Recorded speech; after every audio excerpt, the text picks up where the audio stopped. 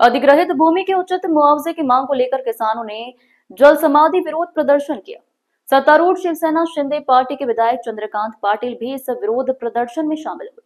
खामखेड़ा पुल और इंदौर रोड निर्माण कार्यों के लिए किसानों की जमीनें अधिग्रहण की गई है और उन्हें उचित मुआवजा मिले, इसके लिए बड़े पैमाने पर आंदोलन किया गया। शिवसेना शिंदे गुट के सत्तारूढ़ विधायक चंद्रकांत पाटिल स्वयं इसमें शामिल हुए। इससे आंदोलन को एक अलग राजनीतिक आयाम मिला। धरनास्थल पर भारी पुलिस बल तैनात किया गया था। इस अवसर पर विधायक चंद्रकांत पाटिल ने कहा कि मैं बाला साहेब का शिव सैनिक हूं, सत्ता में रहूं या ना रहूं, विरोध करना मेरा कर्तव्य है। किसानों के साथ खड़ा होना हमारा कर्तव्य है। अगर किसानों को सरकार से न्याय नहीं मिल रहा है तो विरोध ही एकमात्र रास्ता है। केले के खड़े बागानों को काटकर सड़कें बनाई जा रही है। हमें बताइए कि मानसून में पुल का काम कौन सा ठेकेदार करता है? इसी जमीन पर हमारा घर भी बन रहा है। क्या सरकार हमारा घर या खेती उसी दाम पर खरीदेगी? राजस्व मंत्री बावन कुले के साथ सकारात्मक बैठक हुई, लेकिन परियोजना अधिकारी पीडी उन्होंने आरोप लगाया कि पवार तुगलकी शासन चला रहे हैं। किसान जमीन देने को तैयार हैं, लेकिन उससे पहले सरकार को काम रोककर उन्हें उचित मुआवजा देना चाहिए।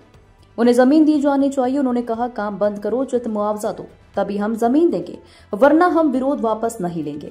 इस विरोध प्रदर्शन को लेकर विपक्षी नेता एकनाथ खड़से के आंदोलन अदालत जाने की पृष्ठभूमि में चंद्रकांत पाटिल ने कहा कि खड़से का रुख कई बार बदल चुका है।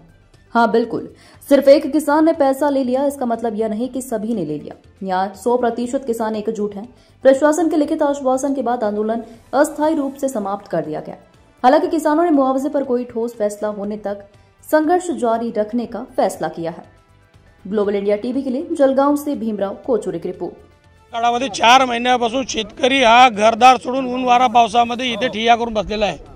त्याचं म्हणणं इतकंच आहे की आम्ही जमिनी द्यायला तयार आहे। 753 एला लागून आमच्या जमिनी, त्याचा भाव जर तुम्ही 280 रुपये स्क्वेअर मीटरमध्ये करत असाल किंवा 45 रुपये स्क्वेअर मीटरमध्ये करत असाल, ते खऱ्या अर्थाने शेतकऱ्यावर अन्याय आहे। अशा पद्धतीचा अन्याय जर सरकारच्या माध्यमातून होत असेल तर खऱ्या अर्थाने आम्ही जागा गेला कोणाकडे पाहिजे? सरकारचं पहिलं धोरण आहे की बळीराजा हा देशाचा केंद्रस्थान आहे। मग बळीराजाच्या दृष्टीने जर असा निर्णय होत असेल तर मला असं वाटतं की खऱ्या अर्थात दुर्दैवी आहे। विधानसभेचं अधिवेशन चाललंय, मी माननीय मुख्यमंत्र्यांना या निमित्ताने विनंती करेल की आपण हस्तक्षेप करावा आणि ह्या लोकांवर जो अन्याय झाला, लोक आज मारासाठी उतारू झाले आहे की आमची कायमची जर पोटाची भाकर जाते आहे तर तुम्ही किमान त्याच्या मोबदल्यामध्ये योग्य पैसे मोबदला मिळाला पाहिजे। तो मोबदला मिळत नसेल तर मला असं वाटतं की अतिशय दुर्दैवी आज आंदोलन करावं लागतं। लोक जलसमाधी आंदोलन करताय। इथे पाहिलं तर पाणी 50 फूट खोल आहे। अशामध्ये पोलीस प्रशासनाने आमच्याला कुठेतरी वाद होतो आहे। आमच्या काही कोणाची वाद करण्याची इच्छा नाही आहे, पण शेवटी आम्हाला कुठेतरी योग्य मोबदला मिळाला पाहिजे, त्याच्यामुळे आम्ही इथे बसलो आहे। काही लोक म्हणताय की काही शेतकऱ्यांना घ्यायला तयार आहे, एक शेतकरी घ्यायला तयार नाही, एक सोडला तर 100% शेतकरी इथे आहे। कारण कालच्या दिवशी यांनी केळीच्या उभ्या बागा कापून टाकल्या।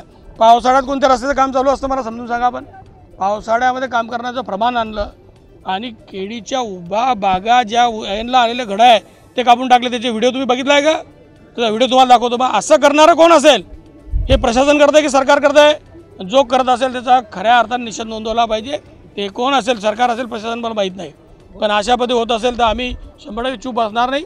जीव गेला तर बेहतर, पण या शेतकऱ्यांना न्याय मिळाल्याशिवाय इथून हलणार नाही, हे खरं आहे।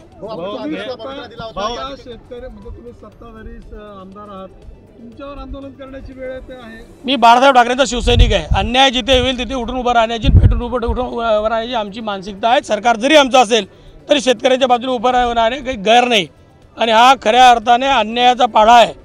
लोकांना 280 रुपये स्क्वेअर मीटर म्हणजे किती रुपये स्क्वेअर फूट झालं?